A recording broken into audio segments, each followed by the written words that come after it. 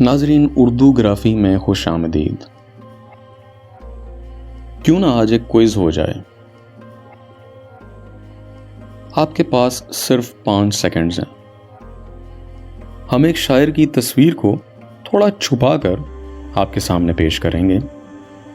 आपको सिर्फ 5 सेकंड में शायर का नाम पूछना है। मजा आएगा।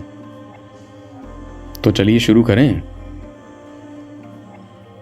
आप इसका आंसर हमें कमेंट्स में बताइए, और अगर आपका आंसर सही हो उसी वक्त इस वीडियो को लाइक कीजिएगा।